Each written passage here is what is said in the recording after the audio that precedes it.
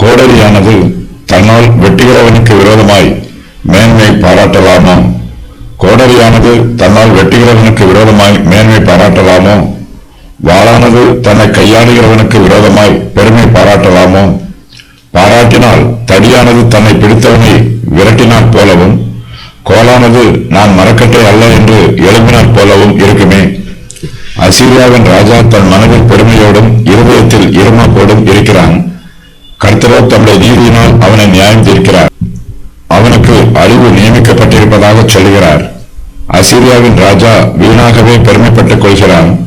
அவன் பெருமைப்படுவதற்கு அவனிடத்தில் ஒன்றுமே இல்லை. கோடரியானது தன்னால் வெட்டுகிறவனுக்கு விரோதமாய் மேன்மை பாராட்டுவது போல அவன் மேன்மை பாராட்டுகிறான். வெட்டுகிறவன் இல்லாமல் கோடரியால் ஒன்றும் செய்ய முடியாது. கோடரி தானாக எதையும் வெட்டாது. வெட்டுகிறவன் தன்னுடைய இஷ்டத்தின்படி கோடரியை பயன்படுத்துவான். ஒரு பெரிய ரதத்தின் சக்கரத்தில் ஒரு சிறிய ஈ அமர்ந்து கொண்டு தன்னால் தான் இந்த ரதம் ஓடுகிறது என்று பெருமைப்படுவது போல அசீரியாவின் ராஜா தன்னை பற்றி பெருமைப்படுகிறான். ஈக்கும் ஓடுகிற ரதத்திற்கும் சம்பந்தமே இல்லை.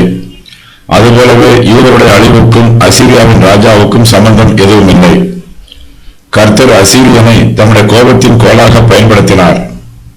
அவன் அவர்களை அழித்து போட்டான்.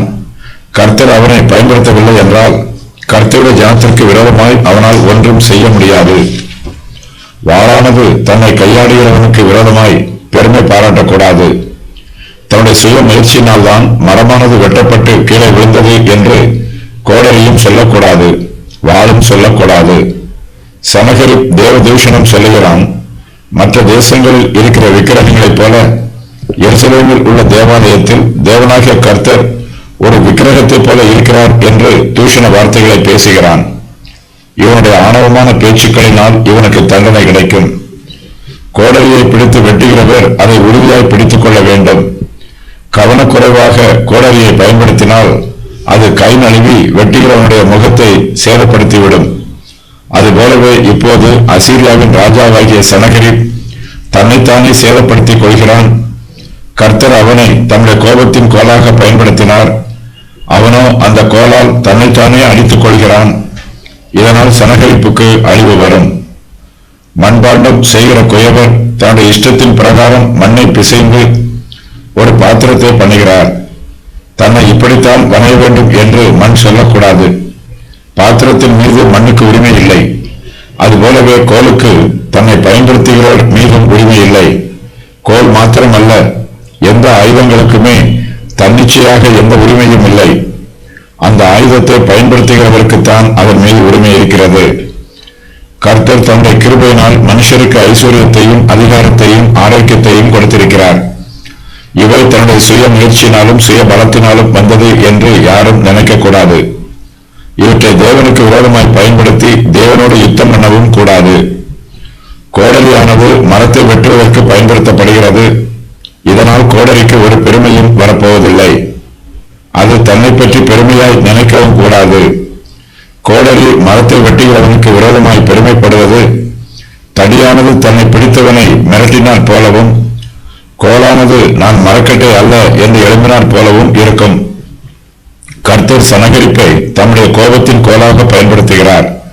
தமக்கு விரோதமாய் கலகம் செய்கிற இஸ்ரவேல் புத்திரரை சனகரிப் மூலமாய் தண்டிக்கிறார். சனகரிப் கர்த்தருடைய கையில் இருக்கிற அவருடைய சினத்தின் தண்டாயுதம். அவன் கர்த்தருடைய கோபத்தின் கோல். கர்த்தர் அவனை எப்படி இயக்குகிறாரோ அப்படித்தான் அவன் இயங்க வேண்டும். ஆனால் அவனோ தன் இருதயத்தில் பெருமைப்படுகிறான். கர்த்தர் இஸ்ரவேல் புத்திரரை தண்டிக்கும் போது இதை தன் கையின் பலத்தினாலும் தன் ஞானத்தினாலும் செய்ததாக சொல்லுகிறான். கர்த்தர் தம்முடைய கையில் இருக்கிற கோலை ஓங்கும் போது கோலானது கர்த்தருக்கு விரோதமாய் தன்னை பெருமை பாராட்டக்கூடாது. கர்த்தருடைய கையை விட தான் பலமானது என்றோ முக்கியமானது என்றோ கோலானது தன்னை பற்றி பெருமை பாராட்டக்கூடாது.